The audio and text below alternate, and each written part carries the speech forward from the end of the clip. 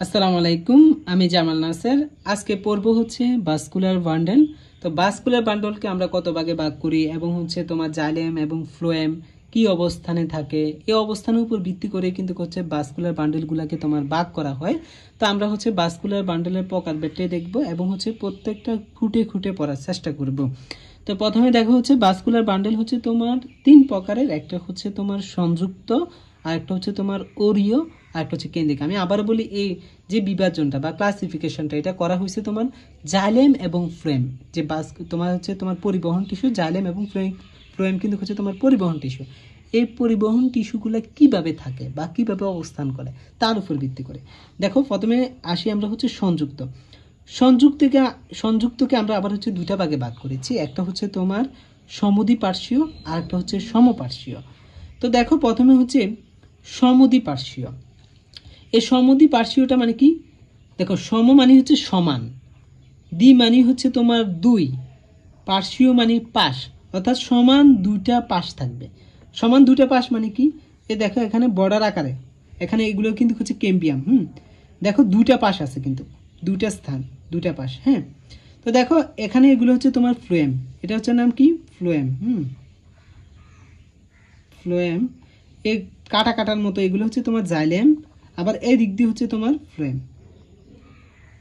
দেখো এখানে কিন্তু হচ্ছে এই দুইটা বর্ডারের মাধ্যমে ক্যাম্বিয়ামগুলোকে আমরা বলি হচ্ছে বর্ডার। এই ক্যাম্বিয়াম, এই বর্ডার আকারে দেখো ক্যাম্বিয়ামগুলো।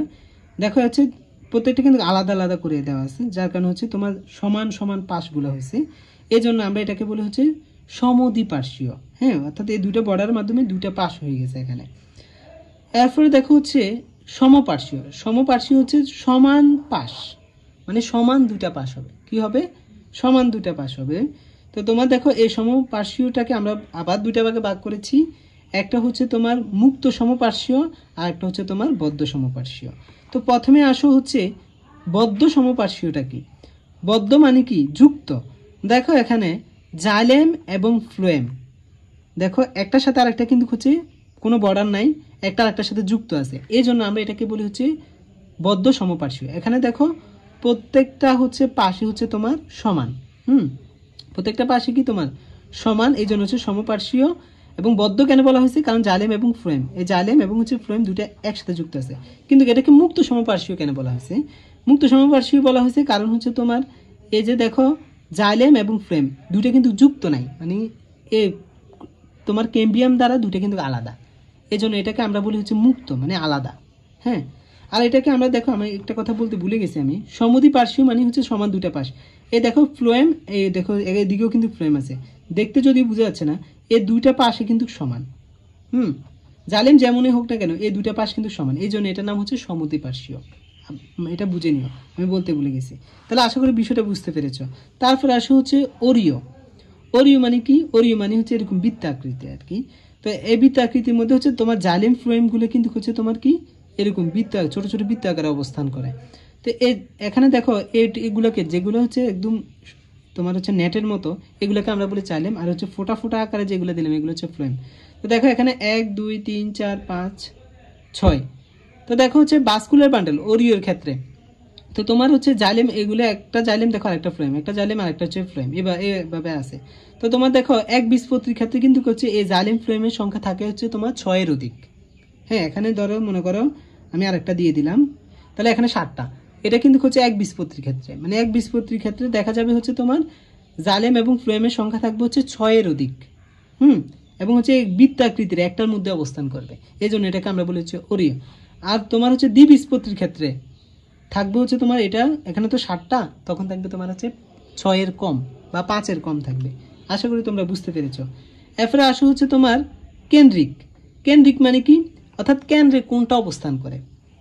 দেখো একটা হচ্ছে তোমার হেড্রোসেন্ট্রিক, আর একটা হচ্ছে তোমার লেফটোসেন্ট্রিক। হেড্রোসেন্ট্রিক মানে জাইলেম কেন্দ্রিক, অর্থাৎ জাইলেম যদি তোমার কেন্দ্রে থাকে, দেখো জাইলেম হচ্ছে তোমার কেন্দ্রে, এটা কি জাইলেম। আর এই বাহিরের গুলো হচ্ছে তোমার কি ফ্লোয়েম। অর্থাৎ জাইলেম যদি কেন্দ্রে থাকে, ফ্লোয়েম যদি তোমার পরিধির দিকে থাকে, তখন এটাকে আমরা বলবো হচ্ছে হেড্রোসেন্ট্রিক। আর দেখো হচ্ছে লেপ্টোসেন্ট্রিকটা তাহলে কি? ফ্লোয়েম যদি তোমার কেন্দ্রে থাকে, জাইলেম যদি তোমার বাহিরে থাকে, তাহলে তো ফ্লোয়েম যদি তোমার কোথায় থাকে? কেন্দ্রে থাকে। আর পরিধির দিকে যদি তোমার জাইলেম থাকে, তাহলে তুমি এটাকে বলবা হচ্ছে ল্যাপ্টোসেন্ট্রিক। আশা করি তোমরা বুঝতে পেরেছো, খুবই ইজি। তো দেখো মাঝে মধ্যে হচ্ছে এমসিকিউতে হচ্ছে হাইড্রোসেন্ট্রিকের উদাহরণ কি এটা আসে, যেমন হচ্ছে তোমার হাইড্রোসেন্ট্রিকের উদাহরণ তোমার পিএল দ্বারা মনে রাখতে পারবা, লিফোফুডিয়াম আর হচ্ছে ফয়েসি, এরভাবে মনে রাখা যায়। এরপরে বদ্ধ সমপার্শ্বীয় হচ্ছে তোমার একবীজপত্রী উদ্ভিদের কাণ্ডে দেখা যায়।